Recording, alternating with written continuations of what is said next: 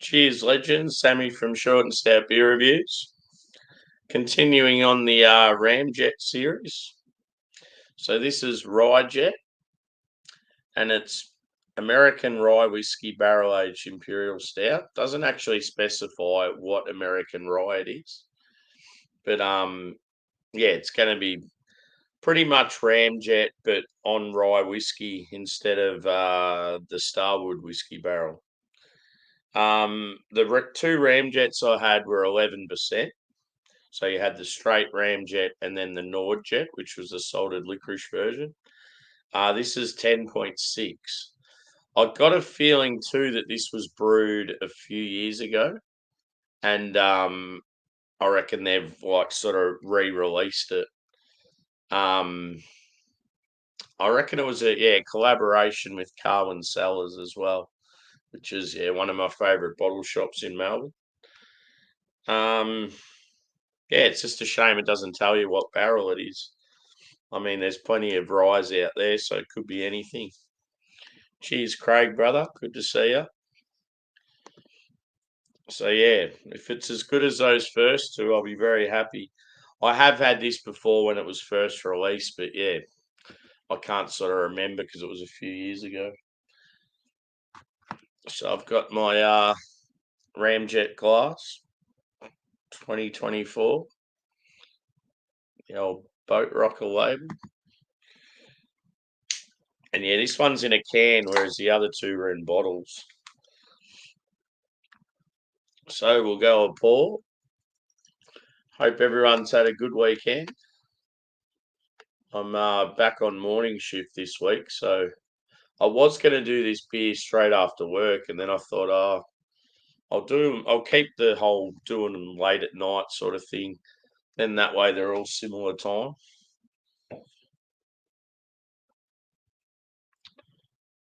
So yeah, in the glass, it's jet black with a slightly tan head, about one finger, even half a finger. Yeah, it looks like it's probably medium body. And yeah, the carbonation's pretty light from what I see. Cheers, Disco. And cheers, buddy. Good to see you, boys. So yeah, let's go a little whiff.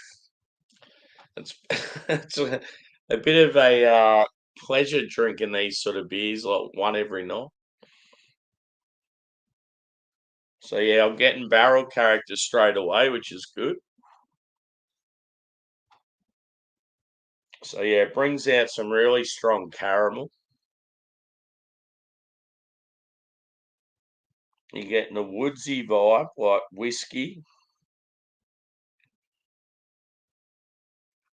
And there's like a sort of like a touch of like cinnamon or nutmeg or something like that. I'm getting dark chocolate. And I'm getting some dark fruits as well. Some some prune, fig.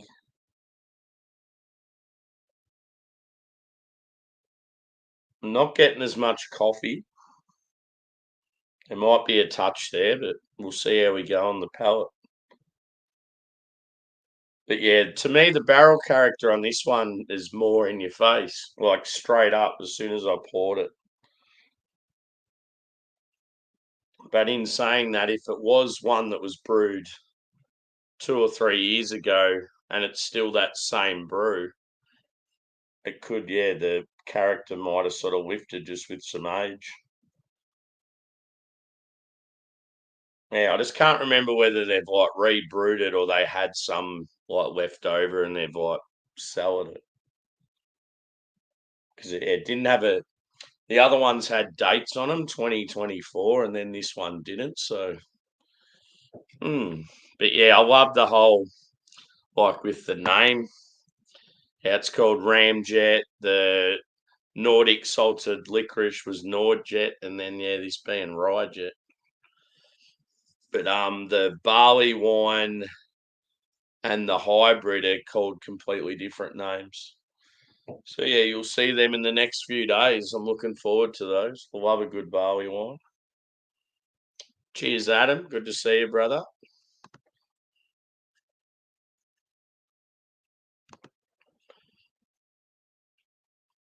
Yeah, when I go live at this time, it's always like a good time for the UK folk.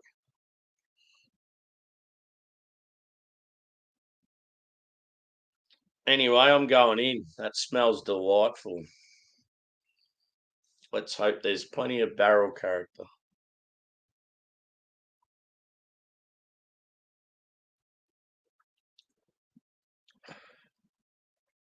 Ooh.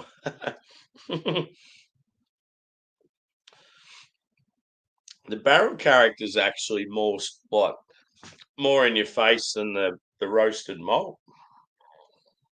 It's quite good. Like if just on the palate, you would nearly say that this is boozier than the other two, but they had a higher percentage.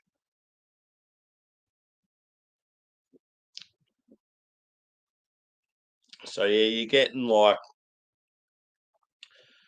with the whiskey, you're getting that bit of booze, like that warming sensation. The body's like I'd say medium. It's quite smooth, a little bit oily. You're getting definitely a woodsy vibe. And yeah, that like rye spice, like yeah, it's sort of like it's a combination of sort of like allspice, but then like slightly herbal as well. Like it's almost like I don't know, you get sort of like a minty sort of vibe, like some sort of green feature. Can't really put my finger on it.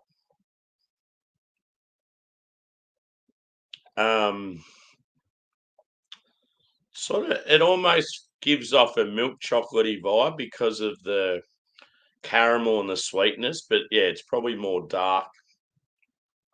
I'm getting a touch of coffee.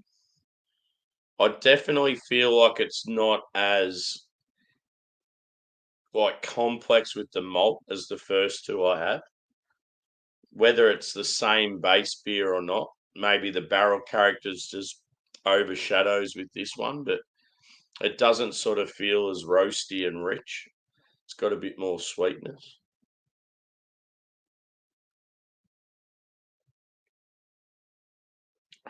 So good though.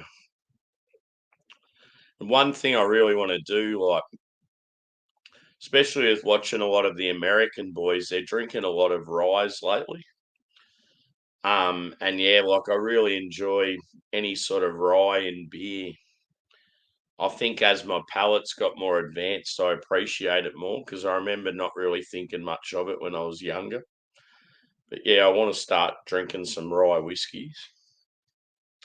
They've been advertising a wild turkey one in Australia, like because we don't get a lot of rye here.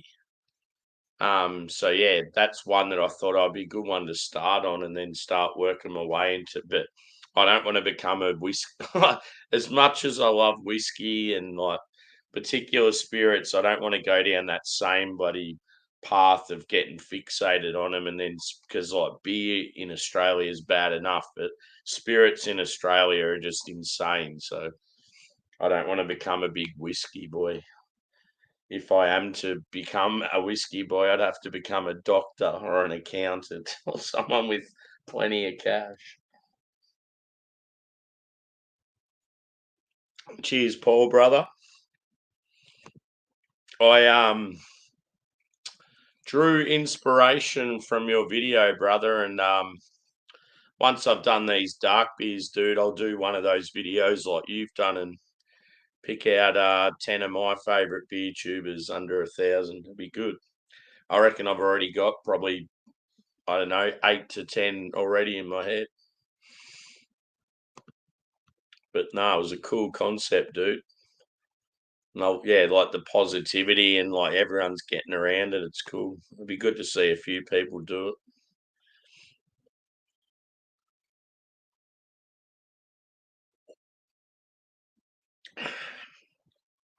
But yeah, that rye just it's like real punchy and then it leaves a like really nice aftertaste as well. I got to go a little more, but yeah, it's like quite odd that this one's in the can. I've got a feeling like being the collaboration with Carwin, it might have even been for one of their boxes. Like that black box that I did recently, it might have been for a previous year's black box, or they have a Christmas one. I definitely had it. Like I remember having it like 2 or 3 years ago, and like it was real good. But I just can't remember what the occasion was for it. They also had a RYEJET as well, which was Jack Daniel's barrel. It was some rare barrel like a yeah. Anyway, got to pour a little more in. Got to make the most of these weeknight beers. Can't have too many of them.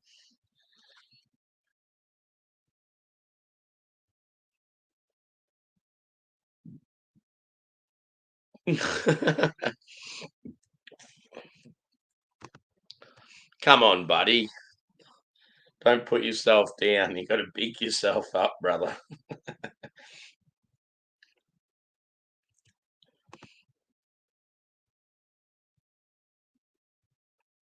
They're cold IPAs. I'm still not sold on them. I've had a few all right ones, but it's just one of those styles. As for this style, woo-wee.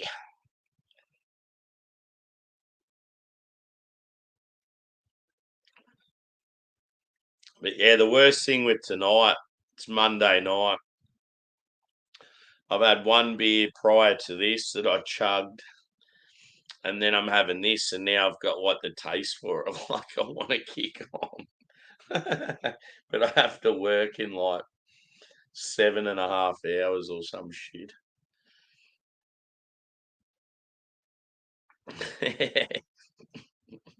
You said that, not me. Yeah, a lot of people say like cold IPAs and IPLs are the same, but whenever I've had an IPL, it's like a nice sort of, I don't know, like a nice crisp lager that's like hopped very heavily. Whereas when I've had cold IPAs, they just taste like, I don't know, the malt base and the hops are very subdued. I honestly feel like cold IPAs were created by breweries like to be a beer that they can sell for the same price, but they skimp on ingredients. They're just never like really popping, and I don't know, very lackluster at times.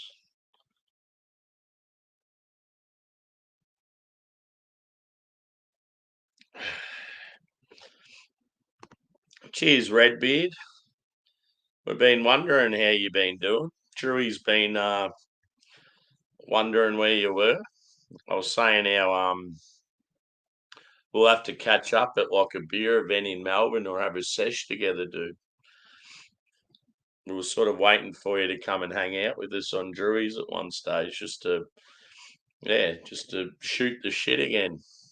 Hope all's well, dude.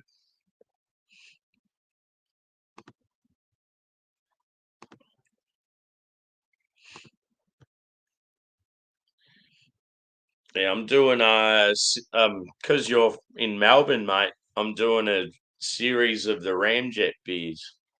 So yeah, if you can get your hands on any of them, I'd strongly suggest just the OG if you haven't had it. But there's quite a few variants of it, and yeah, this year's is banging. I had it 2 nights ago, and I've also got some to cellar as well.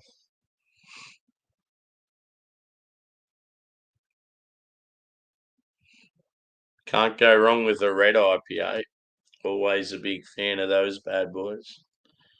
Red IPA and black IPA when like very West Coast forward are the shit.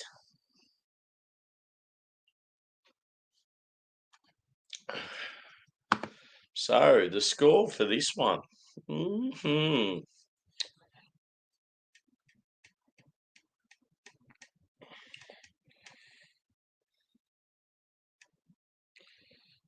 I'm going to say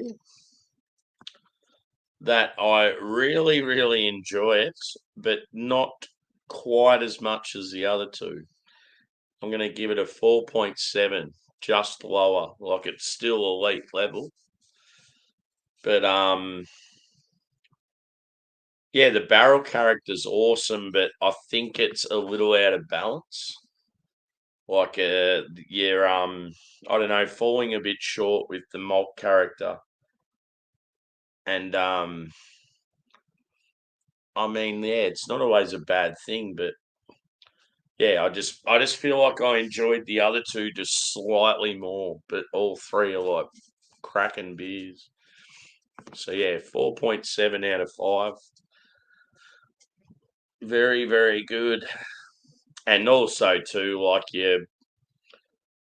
who knows what American rye barrel it is. It's probably by a fairly common like distiller, whereas the other two were Starwood whiskey, which is like sort of elite level Australian distiller. Hmm. So yeah, another one bites the dust. Here we go. Hashtag Ice House. Funny thing is, there's an Aussie band called Ice House. They're like, I don't know, sort of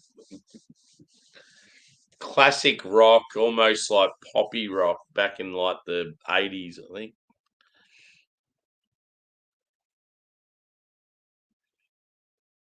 Oh, yeah. What a shame that you're getting left in Melbourne.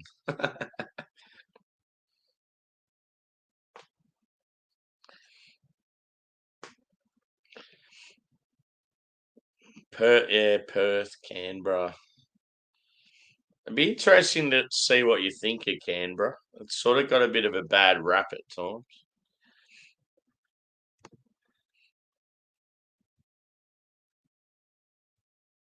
What is it, Disco? I'm guessing it's probably the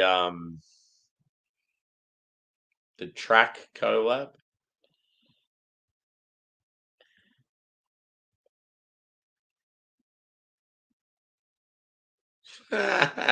Yes. There you go. Electric Blue. I've got a work playlist and it's very diverse. It's got like so many different genres, so many different like eras sort of thing. And yeah, I reckon it's even got a few Ice House songs on there. Because it's sort of one for the most of the middle aged peeps at work, they'll get into like, yeah, they'll hear a bit of Ice House or like Crowded House or Midnight Oil or something like that.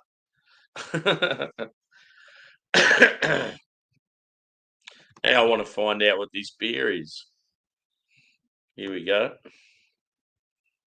Yeah, sparkling ale. So for what it is, it's good, but it's just a sort of it's quite a boring style. As Adam described it pretty well, he said it's like an old English pale.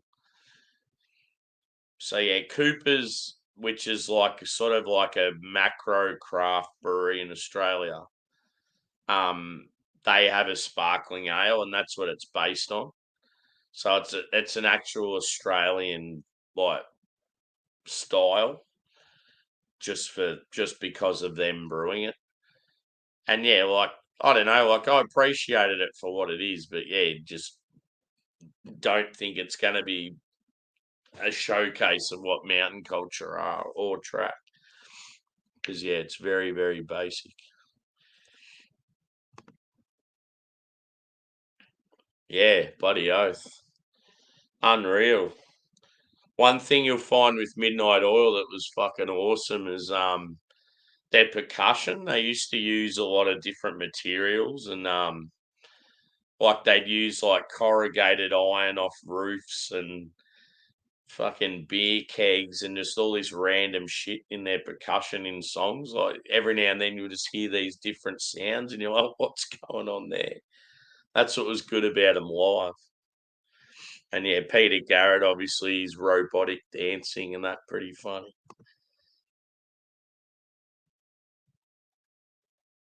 Oh, cool. Yeah, well, if you love the Coopers, you might be a big fan.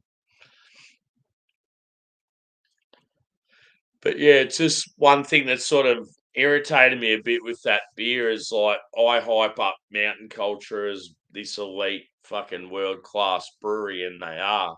But that beer, because it's so basic, it doesn't sort of show what they're about. But I think people get the gist of it.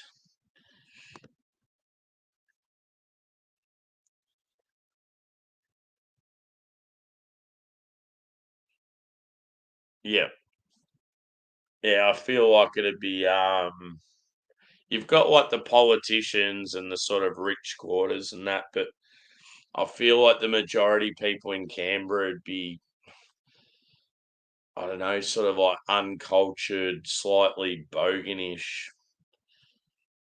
Yeah, I just feel like there'd be some ruffians there, I reckon, and it's just I just feel like there wouldn't be much to do there as well. I mean, it does have some good beer, like craft beer and that there, and I'm sure there's decent restaurants, and I don't know about shopping and stuff, but one thing people went to Canberra for back in the day was fireworks. Used to be the only place in Australia where you could get it.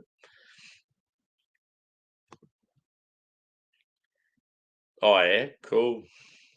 So you're still going to be in the same sort of area, like northern suburbs?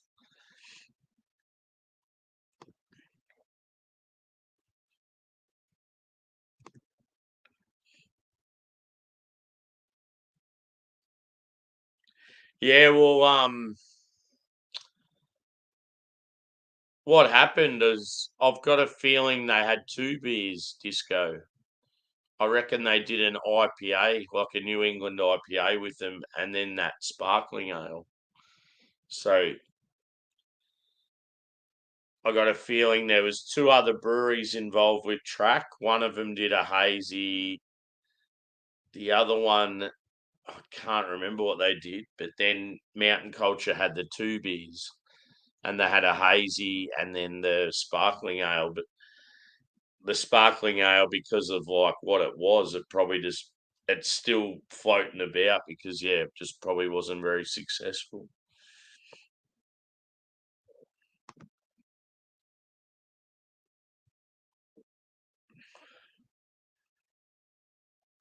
Oh yeah, no worries.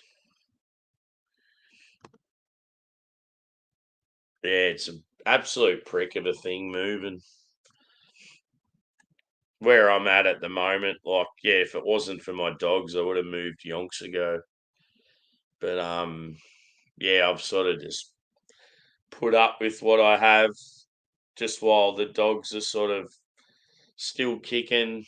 Um, Unfortunately, one of them probably doesn't have long to live, so that's where I might start, yeah, making plans of moving.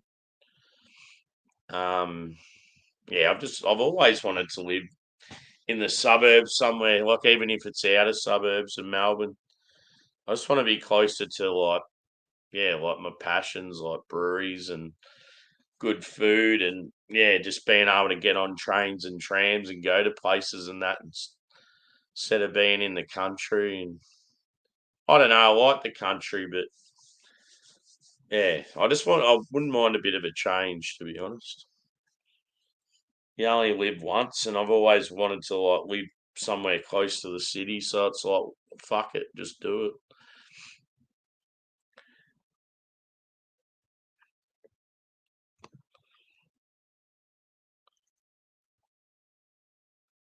Yeah, yeah, it's been out for a while.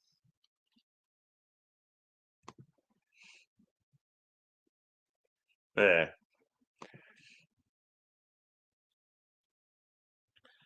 yeah, he's an old Labrador, like purebred gold lab.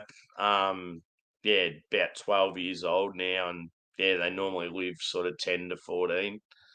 Um, he's still like fine when we go for walks, and still eats and drinks all right, and happy and stuff, but you can just tell like just his general movement and that. Like I reckon he's got real bad arthritis.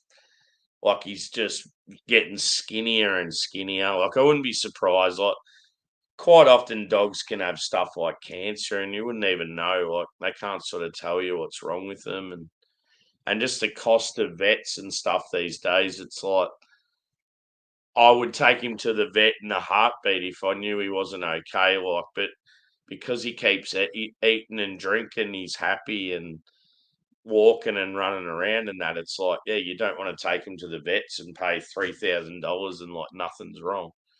So yeah, it's like it's just one of those things.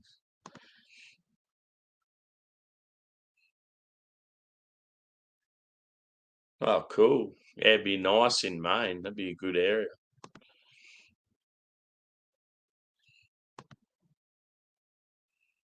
Yeah, I feel like I don't know. Sometimes you just feel like they're fighting for you, like,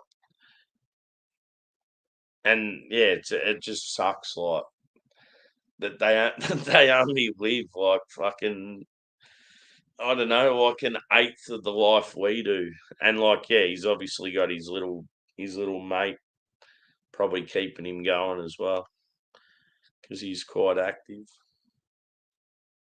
I'll be a total mess when he goes. It'll be just like yeah, as far as my dogs go, I probably like love them any like more than any people out there. Like it's harsh, but yeah, it's just how it is.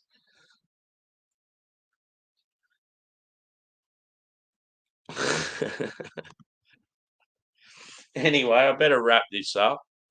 I'm half considering doing another review. We'll see what happens, but yeah, if I do another one, it'll be a completely different beer. I've got a couple of IPAs and other stuff in the fridge. So yeah, what did I give it? 4.7. And yeah, anyone that can get Boatrocker, whether it be in Australia or Southeast Asia, I think they have ventured in the UK a little bit, but yeah, not too much. Yeah, I've highly rate them, especially their stouts and their like wild ferment beers. It's funny because their hazies are actually probably their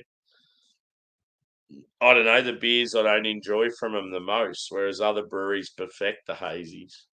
He does a lot of old school English styles, and yeah, I'm going to do a showcase actually where I do four of his old English styles. I'm going to do a English IPA, a Yorkshire Pale, an old brown ale, sort of like a Nuki Brown, and there was another one. Yeah, there was like four or five of them anyway. I thought I'll do them all on one live, and we'll just see how they go. And you guys can tell me if they look the part or sort of sound like what they should be. Because yeah, Matt, the owner slash head brewer, he spent a lot of time in Europe and the UK before he started the brewery in Australia. And yeah, he just I don't know, he seems like a really, really good dude. But yeah, I better take off. So yeah, RYEJET, American rye whiskey, barrel aged imperial stout. That was at 10.6%. And yeah, I gave 4.7 out of 5. And yeah, tomorrow I will have the barley wine. I think it's called Banshee. And then yeah, the next night I'll have the hybrid, which is the Ramjet Stout mixed with the Banshee. And yeah, I think that's been getting pretty good hype and good ratings. So it'll be a good one to finish on. So yeah, cheers, peeps. Thanks for chiming in, and we might see you again soon. Laters.